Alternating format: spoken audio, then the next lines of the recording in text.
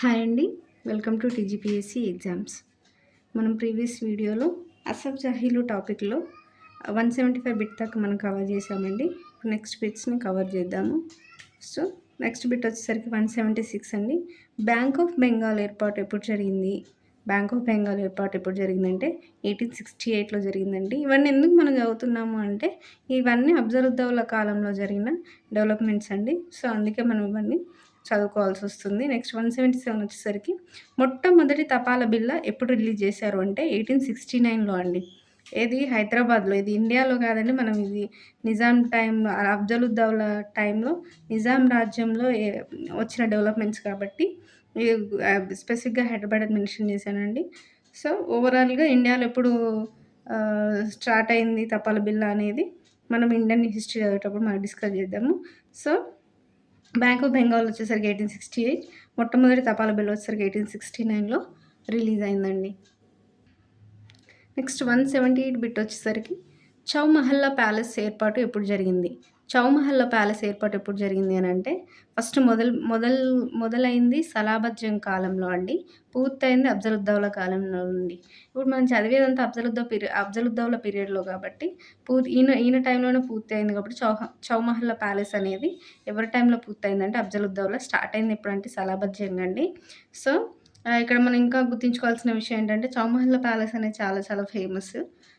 ఈ చౌమహల్లా ప్యాలెస్ అంటే ఏంటి అనంటే నెక్స్ట్ బిట్‌లో మనకది డిస్కస్ చేద్దాం. చౌమహల్లా ప్యాలెస్ అనగా 4 ప్యాలెస్‌లండి. చౌ అంటే 4 గదండీ. చౌమహల్లా ప్యాలెస్ అంటే 4 ప్యాలెస్‌లు. ఆ 4 ప్యాలెస్‌లను కలిపి మనం చౌమహల్లా ప్యాలెస్ అంటామండి. ఏంటి ఆ 4 ప్యాలెస్‌లోనంటే అఫ్జల్ మహల్ ఒకటి, 2 ఆఫ్తాబ్ మహల్, థర్డ్ వచ్చేసరికి మహతాబ్ మహల్, ఫోర్త్ వచ్చేసరికి తహ్రియాత్ మహల్ అండి. ఈ 4 మహల్‌లని కలిపి మనం చౌమహల్లా ప్యాలెస్ అంటామండి. ఈ చౌమహల్లా ప్యాలెస్ ఎవరు స్టార్ట్ చేశారంటే సలాబత్ జంగ్. ఎవరు పూర్తి చేశారంటే అఫ్జలుద్దౌలా అండి. నెక్స్ట్ 180 బిట్ వచ్చేసరికి చౌమహల్లా ప్యాలెస్ దేన్ని పోలి ఉంటుంది? ఇది దేన్ని పోలి ఉంటుందంటే షా ప్యాలెస్ అండి. షా ప్యాలెస్ ఎక్కడుందంటే ఇరాన్‌లోని టెహ్రాన్‌లో ఉందండి ఈ Shah palace. So, as it is Shah palace లాగానే మనకి చౌమహల్లా ప్యాలెస్‌ని గూడా ఇక్కడ కట్టించారండి హైదరాబాద్‌లో. దేన్ని పోలి ఉంటుందనేది ఇంపార్టెంటు. షా ప్యాలెస్ అదెక్కడుందంటే ఇరాన్‌లోని టెహ్రాన్‌లో ఉందండి. నెక్స్ట్ 181 బిట్ వచ్చేసరికి చౌమహల్లా ప్యాలెస్‌లోని గడియారం ఖిలావత్ గడియారం అనేది చాలా ఫేమస్ అండి. ఆ గడియారం ఏంటి అనేది ఇక్కడ క్వెషన్. చౌమహల్లా ప్యాలెస్‌లోని గడియారం ఏంటి అంటే ఖిలావత్ గడియారము. ఇది చాలా ఇంపార్టెంట్ గడియారం కాబట్టి ఆ గడియారం పేరు గుర్తుంచుకోవాలి. ఏం గడియారం అంటే ఖిలావత్ గడియారం. సో, ఈ అఫ్జలుద్దౌలా టైంలోనే మనకు సాలార్జంగ్ 1 సంస్కరణలు ఏమేమి వచ్చినాయి అనేది చాలా ఇంపార్టెంట్ కాబట్టి మనం ఈ సాలార్జంగ్ 1 సంస్కరణలు మనం డిస్కస్ చేస్తామండి. ఇందాక మనకు సాలార్జంగ్ బిరుదు ఎవరిచ్చారు మీర్ తురాబ్ అలీ ఖాన్‌కి అని మనం ప్రీవియస్ వీడియోలో డిస్కస్ చేసుకున్నాము. ఆ వీడియోలో ఎవరిచ్చారు అంటే ఆంగ్లేయులు. ఎందుకిచ్చారంటే 1857 తిరుగుబాటుని ఈయన అణచివేసినందుకు, ఆంగ్లేయులకు సపోర్ట్ చేసినందుకు గాను ఈయనకు సాలార్జంగ్ బిరుదిచ్చారు అని మనం డిస్కస్ చేసుకున్నామండి ఆల్రెడీ. ఇప్పుడు ఈ సాలార్జంగ్ 1 సంస్కరణలు ఏంటని ఇప్పుడు మనం నెక్స్ట్ బిట్స్‌లో డిస్కస్ చేద్దాం. 182 బిట్ వచ్చేసరికి సాలార్జంగ్ 1 అసలు పేరేంటి? ఇందాక మనం అనుకున్నాం కదండీ మీర్ తురాబ్ అలీ ఖాన్. సో, ఈ 183 బిట్ వచ్చేసరికి సాలార్జంగ్ 1 ఎప్పుడు హైదరాబాద్ రాష్ట్ర దివాన్‌గా నియమించబడ్డాడు? ఎప్పుడు నియమించబడ్డాడండి? 1853 మే 31 అండి. సో, 1853లో అయినా దివాన్‌గా నియమించబడ్డాడు. 1853లో అప్పుడు ఎవరు అండి నిజాం అంటే మనకి నాజిరుద్దౌలా ఉన్నాడండి 1853లో. 57 వరకు ఆయన ఉన్నాడు. 57 తర్వాత ఇప్పుడున్న అఫ్జలుద్దౌలా వచ్చాడు. అంటే ఈయన నాజిరుద్దౌలా టైంలో దివాన్‌గా ఉన్నాడు. తర్వాత అఫ్జలుద్దౌలా టైంలో కూడా దివాన్‌గా ఉన్నాడని గుర్తుంచుకోవాలండి. నెక్స్ట్ సాలార్జంగ్ 1 ఎంతమంది నిజాంల దగ్గర దివాన్‌గా పనిచేశాడు? మొత్తం ఎన్ని ఇయర్స్ పనిచేశాడంటే 30 ఇయర్స్ దాకా ఈయన దివాన్‌గా ఉన్నాడండి. ఎంతమంది దగ్గర మొత్తం చేశాడంటే ముగ్గురు దగ్గర అండి. ఆ ముగ్గురు ఎవరు అంటే నాజిరుద్దౌలా, అఫ్జలుద్దౌలా, మీర్ మెహబూబ్ అలీ ఖాన్. ఈ ముగ్గురే ఈయన నాజిరుద్దౌలా అంటే 4వ నిజాం, అఫ్జలుద్దౌలా అంటే 5వ నిజాం, మీర్ మెహబూబ్ అలీ ఖాన్ అంటే 6వ నిజాం అండి. సో, ఈ ముగ్గురు దగ్గరనే ఈయన సాలార్జంగ్ 1 దివాన్‌గా పనిచేశాడు. నెక్స్ట్ 185 బిట్ వచ్చేసరికి సాలార్జంగ్ 1 తాత పేరేంటి? ఈ సాలార్జంగ్ 1 గురించి మనం తెలుసుకోవాలండి. సో, ఈయన బ్యాక్ స్టోరీ చూసుకుంటే ఆయన తాత పేరు మునీరుల్ ముల్క్ అండి. మునీరుల్ ముల్క్ సాలార్జంగ్ వాళ్ళ తాత పేరు.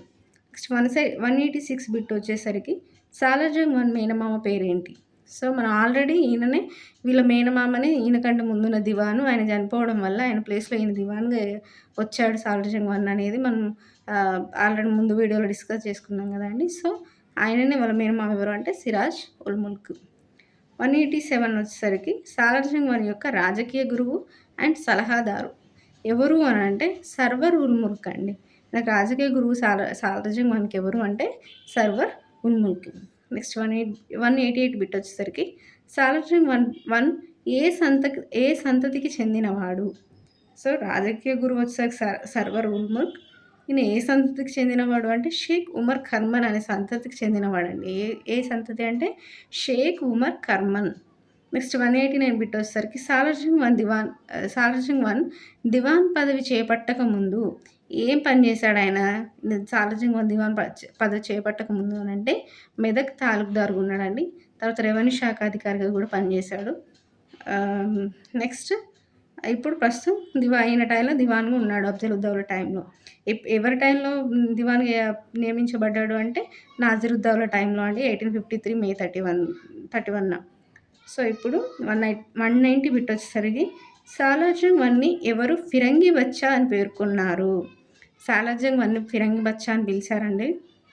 ఆ ఫిరంగి బచ్చా అని ఎవరు పేర్కొన్నారు అని అంటే నాసిరుద్దౌలా అండి. ఈయన టైంలోనే కదా ఈయన దివాన్‌గా నియమించబడ్డాడు. సో, నాసిరుద్దౌలానే సాలార్జంగ్ వన్‌ని ఫిరంగి బచ్చా అని పిలిచాడు. ఈ ఫిరంగి బచ్చా అంటే అసలు అర్థం ఏంటి అనంటే విదేశీ బాలుడు అని అర్థం. ఫిరంగి బచ్చా అంటే అర్థం ఏంటంటే విదేశీ బాలుడు అని అర్థం అండి. సో, మనం ఏమన్నాడోతో పాటు దాని అర్థం ఏంటి అని కూడా మనం తెలుసుకోవాలండి. చాలా సార్లు మనకు దాని అర్థం ఏంటి అని కూడా అడుగుతారు. సో, అన్నదెవరు? నాసిరుద్దౌలా. ఈయన ముగ్గురు నిజాం దగ్గర సాలార్జంగ్ వన్ పనిచేశాడండి దివాన్‌గా. సో, ఎవరన్నారనేది ఇంపార్టెంట్. నాసిరుద్దౌలా అనేది గుర్తుంచుకోవాలి. నెక్స్ట్ 191 వచ్చేసరికి సాలార్జంగ్ వన్ బీరార్ తిరుగు పొందడానికి లండన్ పర్యటన ఎప్పుడు చేశాడు? ఇప్పుడు ఈయన మన ఇంతకుముందు ఆల్రెడీ 1857 తిరుగుబాటులో ఈ సాలార్జంగ్ వన్ గాని, అఫ్జలుద్దౌలా గాని ఆంగ్లేయులకు సపోర్ట్ చేయడం వల్ల వాళ్ళు తిరిగి కొన్ని ప్రాంతాలను వీళ్ళకి ఇచ్చారు నిజాంలకు అని చదువుకున్నాం కదండీ ప్రీవియస్ వీడియోలో. ఆ వీడియోలో మనము బీరార్ తప్ప మిగతా ప్రాంతాలను ఇచ్చేశారని అనుకున్నాం కదా! సో, ఇప్పుడు ఆ బీరాన్ని ఏదైతే తిరిగివ్వని బీరార్ ప్రాంతం ఉందో, ఆ బీరార్ ప్రాంతాన్ని మళ్ళీ తిరిగి పొందడానికి ఈయన లండన్‌కెళ్ళాడండి సాలార్జంగ్ వన్. ఏ సంవత్సరంలో ఎళ్ళాడంటే 1876లో ఎళ్ళాడండి. ఏ సంవత్సరం అంటే 1876. నెక్స్ట్ 192 బిట్ వచ్చేసరికి సాలార్జంగ్ వన్‌కి డాక్టరేట్ ఇచ్చిన యూనివర్సిటీ ఏంటి? సో, సాలార్జంగ్ వన్‌కి డాక్టరేట్ కూడా వచ్చిందండి. ఏ యూనివర్సిటీ ఇచ్చిందంటే ఆక్స్‌ఫర్డ్ యూనివర్సిటీ అండి. ఆక్స్‌ఫర్డ్ యూనివర్సిటీ అనేది ప్రపంచంలో ఉన్న ఫేమస్ యూనివర్సిటీలో ఇది ఒకటండి. సో, ఈ ఆక్స్‌ఫర్డ్ యూనివర్సిటీ నుంచే సాలార్జంగ్ వన్‌కి డాక్టరేట్ వచ్చింది. ఇది ఇంపార్టెంట్ కాబట్టి ఇది మనం గుర్తుంచుకోవాలి. నెక్స్ట్ 193 బిట్ వచ్చేసరికి సాలార్జంగ్ వన్ పరిపాలనా విధానాలు ఎవరి నుంచి నేర్చుకున్నాడు? అనంటే ఎవరి నుంచి పరిపాలన విధాలు ఎవరి నుంచి అంటే డైటన్ అనే అధికారి నుంచి నేర్చుకున్నాడండి. మనకిక్కడ ఈయనకు రాజకీయ గురువు ఎవరు అంటే సర్వర్ ఉల్ ముల్క్ అండి. ఆయన రాజకీయ గురువు. ఈ పరిపాలన విధాలు ఎవరి నుంచి నేర్చుకున్నాడంటే డైటన్ అనే అధికారి నుంచి నేర్చుకున్నాడండి. డైటన్ అనే అతను ఆయన ఇండియన్ గాదు.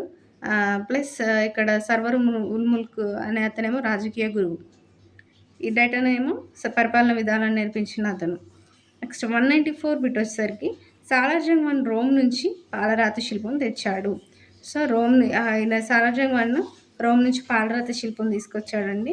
అది ఇంకా హైదరాబాద్‌లో ఉంది కాబట్టి ఎక్కడి నుంచి తీసుకొచ్చాడో పాలరాతి శిల్పం అనేది గుర్తుంచుకోవాలి. రోమ్ నుంచి తీసుకొచ్చాడు. నెక్స్ట్ 195 బిట్ వచ్చేసరికి మనకి సాలార్జంగ్ వన్ రాజ్యాన్ని ఎన్ని సుబాలుగా అండ్ జిల్లాలుగా మార్చాడు?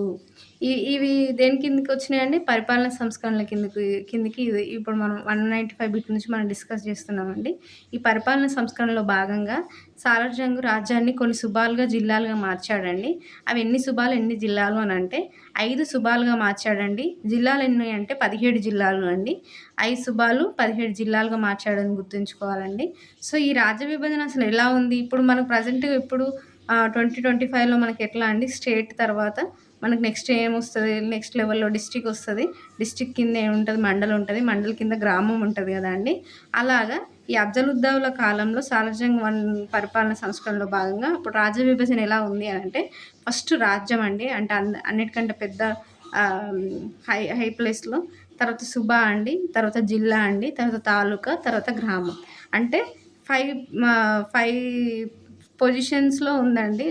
రాజ్య విభజన అనేది 5 ఆహ్, ఏమంటారు 5 స్టేటస్‌లలో డివైడ్ అయ్యి ఉందండి రాజ్యము. రాజ్యము, తర్వాత సుబా, తర్వాత జిల్లాలు, తర్వాత తాలూకాలు, తర్వాత గ్రామం.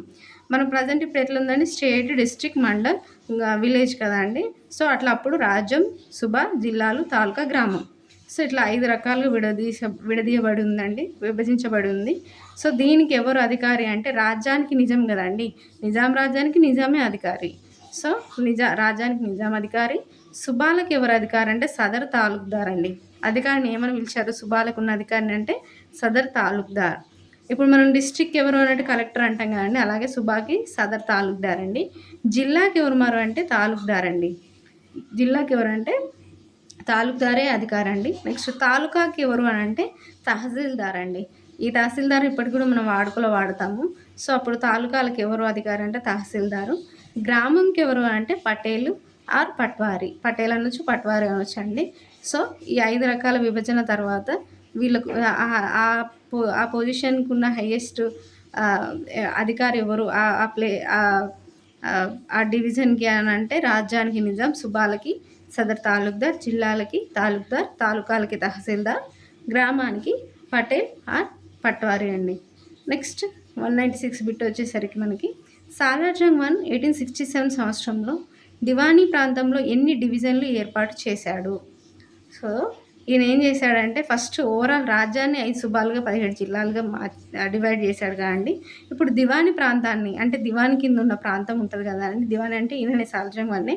ఈ దివానీ కింద ఉన్న ప్రాంతాన్ని కొన్ని డివిజన్లు చేశాడండి. అవి ఎన్ని డివిజన్లు అంటే 5 డివిజన్లండి. ఏ సంవత్సరంలో చేశాడు అంటే 1867లో చేశాడండి. సో, 5 డివిజన్లు ఏంటంటే north west, west south, north east. North west division, south division, north division and east division అండి. దీనికి ముఖ్య కేంద్రం ఏంటి అంటే నార్త్ వెస్ట్ డివిజన్‌కి ఔరంగాబాద్ అండి. వెస్ట్ డివిజన్‌కి బీదర్, సౌత్ డివిజన్‌కి గుల్బర్గా, నార్త్ డివిజన్‌కి పటాన్ చెరువు, ఈస్ట్ డివిజన్‌కి భువనగిరి అనేది ముఖ్య కేంద్రాలండి. ఇవి గుర్తుంచుకోవాల్సిందే అండి. ఈ డివిజన్ ఏంటి? ఆ డివిజన్‌కి ముఖ్య కేంద్రాలు ఏంటి? మొత్తం డివిజన్లు ఏంటంటే 5 అండి. ఏ ప్రాంతంలో చేశాడంటే దివానీ ప్రాంతంలో చేశాడండి.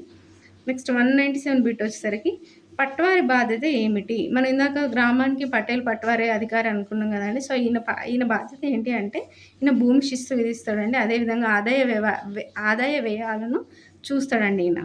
సో, పట్వారి బాధ్యత ఏంటంటే భూమి శిస్తు, ఆదాయ వ్యయాల స వ్యయాలను ఈయన చూసుకోవడం. నెక్స్ట్ 198 బిట్ వచ్చేసరికి తలారి బాధ్యత ఏమిటి? తలారి బాధ్యత ఏంటంటే తలారి అనే అతను గ్రామ కాపలాదారుడండి. గ్రామానికి అప్పుడు కాపలాదారులు ఉండేవాళ్ళు. ఆ గ్రామానికి ఉన్న కాపలాదారునే తలారి అని పిలిచేవాళ్ళండి. నెక్స్ట్ 199 బిట్ వచ్చేసరికి సేతి సింధి అంటే ఎవరు? సేతి సింధి బాధ్యత ఏంటి అని అంటే ఈయన 50 ఇండ్లకు ఒక కాపలాదారుడండి. మొత్తం గ్రామానికి ఉన్న కాపలాదారుని తలారి అని పిలిచామండి. ఒక 50 ఇండ్లకు చొప్పున ఉంటే మాత్రం ఆయన సేతి సింధి అన్నామండి. ఇది గుర్తుంచుకోవాలి. సేతి సింధి అంటే 50 ఇండ్లకు చొప్పున ఉంటాడండి కాపలాదారుడు. తలారి అంటే మొత్తం గ్రామాన్ని కాపలా కాస్తాడండి. నెక్స్ట్ 200 బిట్ వచ్చేసరికి దేడ్ బాధ్యత ఏమిటి? అంటే దేడ్ అంటే ఎవరు అంటే సేవలు చేసేవాడండి. సేవలు చేసేవాళ్ళని దేడ్ అని పిలిచారండి. ఇక్కడితో మనకి 200 బిట్స్ కవర్ అయినాయండి. సో, నెక్స్ట్ ఇన్ఫర్మేషన్ అనేది నెక్స్ట్ వీడియోలో వస్తదండి. సో, మనం ఇక్కడికి 200 బిట్స్‌తో ఈ వీడియోని మనం క్లోజ్ చేసేద్దాం. Thank you.